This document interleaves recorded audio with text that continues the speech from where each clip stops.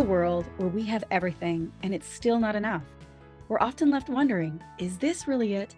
Deep inside, you know there's more to life. You're ready to leave behind the old push your way through and claim the deeper, more meaningful life that's calling you. That's what we invite you to explore with us. We're your hosts, Stephanie Allen and Maren Stephanie. And this is the Soulful Leader Podcast. Yay! Hi, welcome to the Soulful Leader Podcast. I got a question for you. Who are you when you're not busy? Like, what goes through your mind? Do you know what to do with your time and your energy? And do you mindlessly start just wandering, distracting yourself, trying to fill up that time? Or do you beat yourself up thinking, there's got to be something I should be doing. I shouldn't just be relaxing and resting. I feel guilty. Well, you know, I can totally relate because I don't know who I am when I'm not busy. I'm always thinking I got to have the next project on the go, or there's got to be, I don't want to waste time.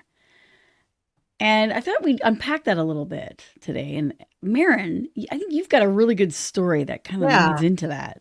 One of our mentors, we had heard the story from him. I know it's not, he didn't originate it, but Roger James Hamilton, who we've both worked with, had told us this story. And it's the story of the fisherman and the businessman. So imagine a gorgeous beach. There's a fisherman sitting by his boat. He's playing with his kid. He's on this gorgeous beach. His fishing pole is resting against the boat, and it's the middle of the day, right?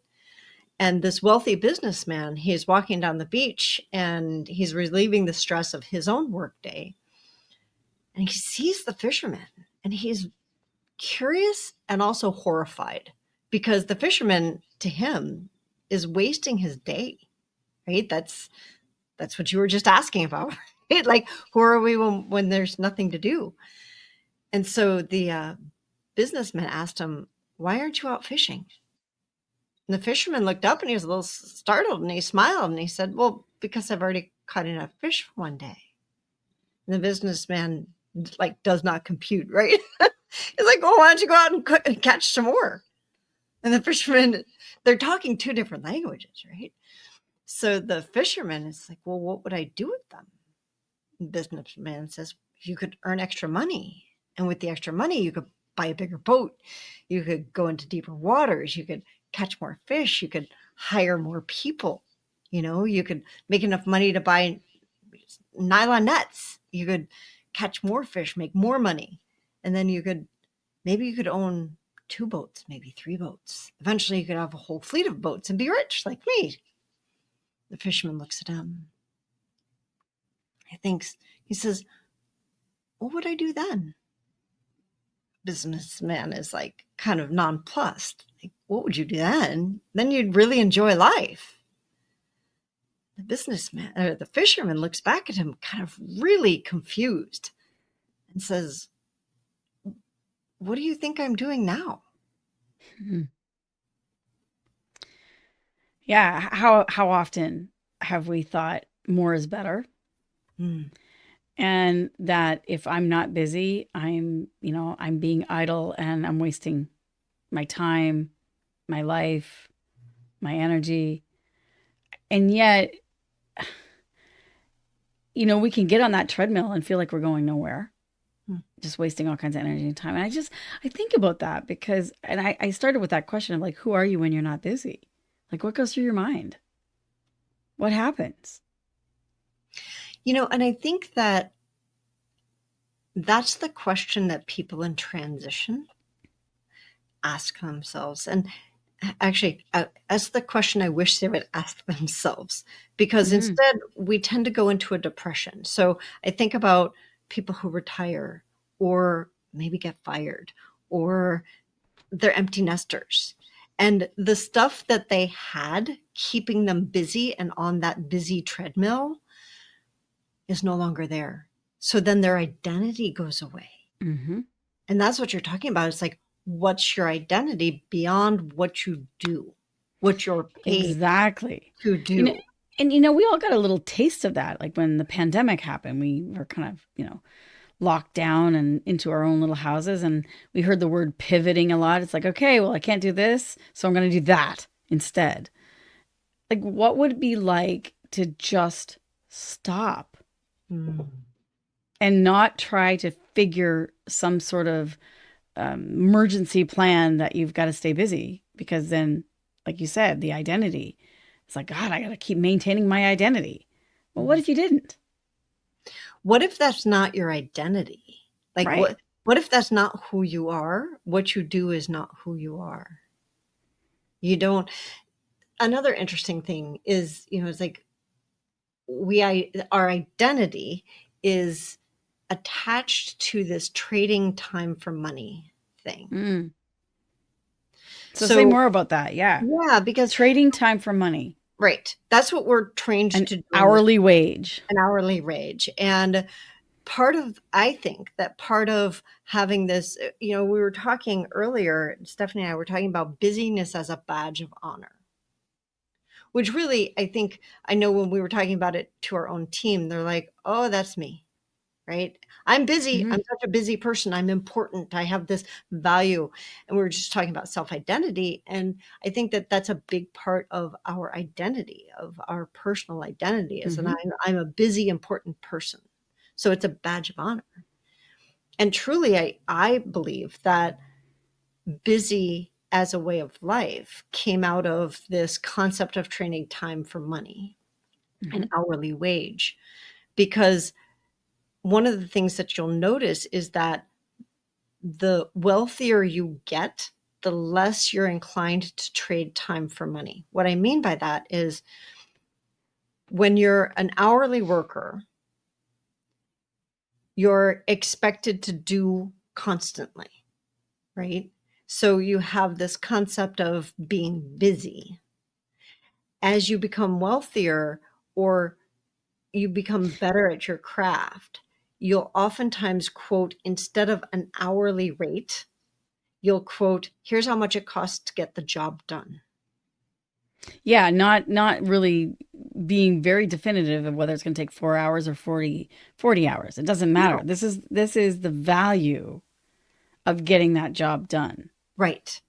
So Like now, I've said that to other people too. It's like, I don't really care if it takes you 10 minutes or if it takes you 10 hours, but I just need to have this done because I can't do that. I don't have that skill set. right. So you could just twiddle your thumbs for as long as you want, but don't send me an hourly rate, because then I'm going to be breathing down your neck and I'm going to be like, wait a minute, how many hours is it? Like, what are you doing for those hours? And then it takes them an hour to define, well, I had to set up the spreadsheet, and then I had to, I took 15 minutes here to do that. And I did 15 minutes to, like, oh my God, that takes too much time and energy. Just get the job done. I don't give a shit. Yeah. Really. Just get it done. Yeah. What I like about that is that the value changes from the amount of time that I'm putting in. Am I being busy? Right. To the amount of value that I'm bringing to the table. And when go Mm-hmm. ahead. No, I say that's the whole thing, is the value. When I think of even the word wealthy, we tend to think of dollars, like how much money you have in a bank or have liquidable cash or, equity or something, instead of like looking on so many other levels than just the physical. Like, Just like the story, right? yeah, it's like, Fisherman like for the fisherman, he's already wealthy. yeah. To the businessman, he doesn't have the money, but he's going to go through all of these hoops and jump through all this stuff to get back to where he is, right? So like, I'm really enjoying my life already. I'm already wealthy. So, this reminds me of a time with myself. Like just recently when I broke my arm and I had 8 weeks that I was in a cast and couldn't do my hourly wage job, essentially trading time for money. And I had to sit and be still because there was a lot of things I could not do. Couldn't even open a can. I couldn't do anything because it was my dominant hand. And I'm like, okay. I could feel the agitated part inside of myself going, oh my God, oh my God, oh my God. What am I going to do? How am I going to be able to make my ends meet? And like there was this rant that went on inside of myself, fear, anxiety, So versus let me just ask being you, able to calm it down. Yeah. did part of you wonder if you still had value? Yes, most definitely. Yeah. I mean, and fear of the future, fear of the unknown. So my relationship to that value of like, I am only as good as what I can produce, Mm. versus having that whole paradigm shift. Because what had happened in those 8 weeks is I actually really enjoyed my time. I actually did, when I finally let myself to have that, to just enjoy being. I mean, no wonder I gained 10, 15 pounds. It's not that I wasn't moving. I was totally being able to move, but people were so generous. It's like it's hard to hit a moving target. And so when I looked at my own underpinnings of my thoughts, it's like, as long as I'm moving, as long as I'm doing, I have value and I'm safe. Mm. If I am still, then I'm not safe. That's where that underpinning false belief would come from. Instead, what I found, when I was still, it allowed people to actually give to me. Mm. And I had space to connect with them and receive it. And when I hear people saying, oh, I just don't have money, or I just don't have time, that busy being busy, it's like, it's almost like a message of saying, oh, I'm just so important. It's like an ego trip, right? I'm so important that you can't touch me, or you can't hurt me, or you can't whatever. Right. Instead, or just leave me alone. It's like a boundary. It puts up a boundary. Like, don't mess with me. Don't bother me. But instead, I think their soul is really saying, I'm needing help, and I don't know who I would be if I stopped this story that I'm too busy to receive. It's such a vulnerable place. It's very vulnerable. In our society that values busyness, right? As long as I'm Mhm. going. And that's where, like, I was listening to the Executive Exhale podcast, and the woman on there, Tammy, she used that term of busyness as a badge of honor. And Mhm. she said it's one of the signs of burnout. And it totally Fascinating. caught my attention. And I thought, we really do wear it as a badge of honor. And like you were just saying, it's a safety net for ourselves, because Mhm. if we're busy, then we don't have to address stuff. We can tell somebody, oh, I can't do that. I'm too busy. And Well, we can't have intimacy at mm, all. And what I mean by intimacy, I'm talking, you can't have connection with another person, right. vulnerability, and you definitely don't have connection with your true self inside. Yeah. There is no into me I see, because you're too busy. And so, why that is a really big problem is that you just keep doing the same old, getting what we would think the same old results. But actually, when you keep doing the same old, it actually gets worse. We gotta evolve. We gotta change. We gotta, tweak it. In order to have mastery, we need to keep reiterating it, reflecting, self-reflecting, and asking yourself, why is it so important that I'm busy? What is it protecting me from? I think you bring up a really good point, because we assume that that busyness is in the outer world, right? Like, oh, I'm doing this and I'm doing that. I was talking to a woman this morning who said, I have space in my calendar. Like, my calendar is not full. My head is full. Mm-hmm. I have no space. I wake up in the morning and my head is it's Mm-hmm. going, right? And so that inner, it's like we can't change somebody else. Like, lots of people have talked about that and gone down that road. We still try. Mm-hmm. Right? And we can't change somebody else. The only person we can change is ourselves. And that's the good news, right? That we can change our entire life by going inside and changing a few things inside. And what would it look like? This goes back to your question. It's a different version of the same question that we started with. What would it look like to have space? To not Mm-hmm. have to cram so much into your mind, into your day, into your, like, the itty bitty shitty committee constantly talking. Could you be without that and do Mm-hmm. without that? Right? Both those things, be and do. A great wisdom of spiritual beings would say, how you make love, how you use your time, and what you do with your life force, your life energy, your money. So time, sex, and money are how you do one thing is how you do everything. So if you have a lot of time, but you don't have a lot of money or a lot of like sexual connections, physical intimacy, what are you doing with your time? Where are you investing it? Or are you spending it? And you can use that for each one. So if you can say, well, I don't have a lot of time. I don't have a lot of sex either. And money is like, kind of tight too. Pick one, because how you do one is how you do everything. So there's a thread, there's a commonality of like what you think and what you believe and how you behave in each one of those areas.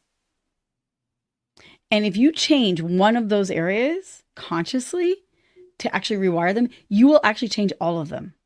And your life will be absolutely extraordinary, because it's meant to be extraordinary, and you will be wealthy. And I don't mean just financially, although that will be part of it too. There's more than enough. And we're not told that. The messages in our mainstream consciousness is that you are not enough, buy more, do more, have more. And so that what? So you could be that fisherman at the end of the beach and say, well, wait a minute, I'm already there. Well, and that's the thing is, it's so fascinating to me that it's a circle of, well, I'm not enough, so I need to have more. That still doesn't fulfill us. So I still feel like I'm not enough, so I need to have more. So I'm not enough. And you saw that in the fisherman's story. The businessman, well, then you could do this, and then you could do that, and then you could do the other thing, and then you'll be a good enough person to retire and have what you have now. And the fisherman was like, heck no, like I'm good enough now. I have that. I don't need to jump through all of those hoops. I don't have to do all of that stuff to prove myself.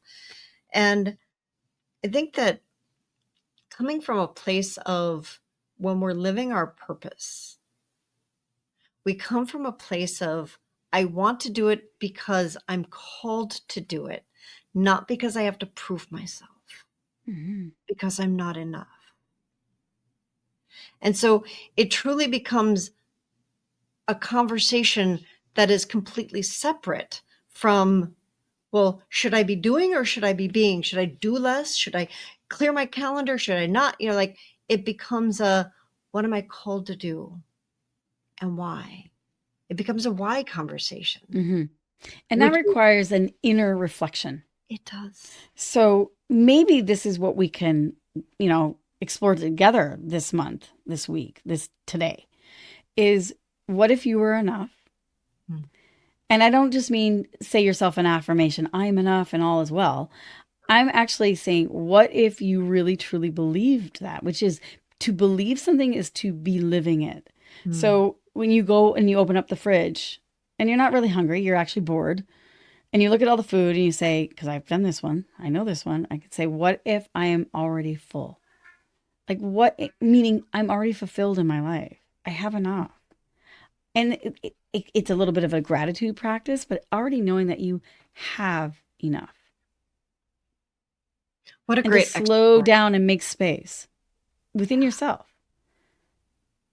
Or you're inclined to buy something, or you're inclined to work longer hours, to ask yourself why. And if I was already enough,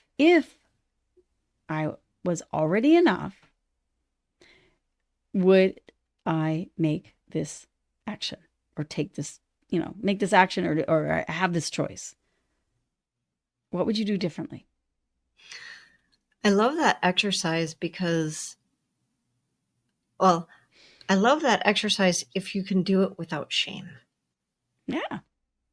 So what I mean by that is, you're about to, binge on Facebook or scroll, doom scroll, or, binge a Netflix thing like I did last night. And asking that question, not so that you change your behavior. You may, or you may not. And not so that you shame yourself of like, oh, here I go again. I don't even want to deal with it. And then you check out even more. So what I did last night was I had food poisoning and I tried to sleep. I couldn't sleep. And, my body was spewing from both ends. Mm, And lovely. I felt so uncomfortable and I couldn't sleep and I couldn't focus. So I was like, all right, I just want to binge something. And I did it consciously. I allowed myself to binge. I watched this wonderful show on Netflix called The Residents, which I highly recommend if you guys are out there looking for something to watch, to binge. And I did it from a place of, I know that's what I'm doing, and I'm doing it consciously. And it was amazing how different the show was. I wasn't checked out of the show. I was checked into it. Mm. And I went to sleep with all kinds of ideas of how to listen better and, like productive things for myself, So that's what I mean by do the exercises Stephanie mentioned and do it with intention and awareness Mm-hmm. Be instead present of, to it. Be present to what even comes up within you. If you feel uncomfortable, if you want to like fight yourself on it and you're like, no, I'm going to have it anyway. I'm going to do this anyway. Like what comes up? Because emotions also are like energy and motion. So that is our life force. Energy is a lot of power. Emotion's a lot of power.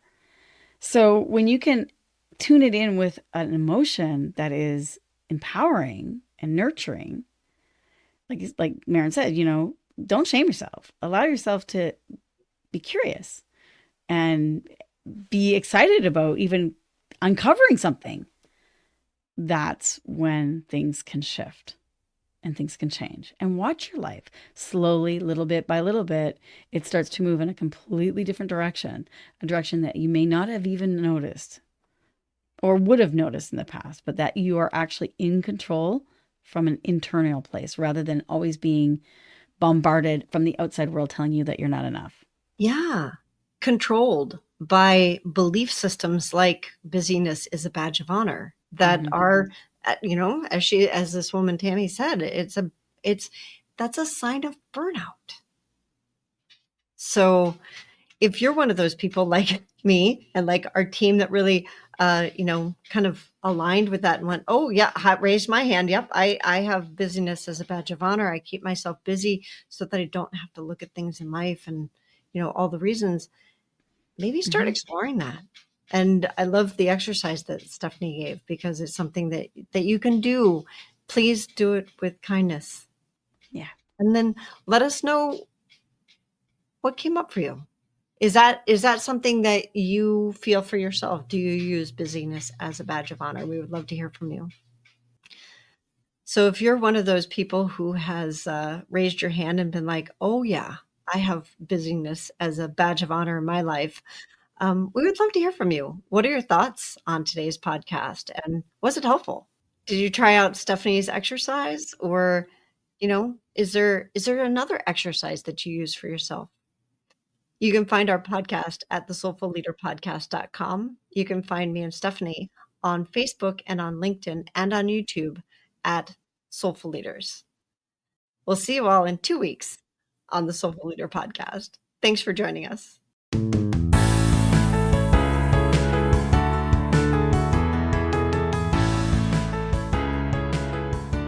And that wraps up another episode of the Soulful Leader podcast with your hosts, Stephanie Allen and Maren Oslack. Thank you for listening. If you'd like to dive deeper, head over to our website at thesoulfulleaderpodcast.com. Until next time.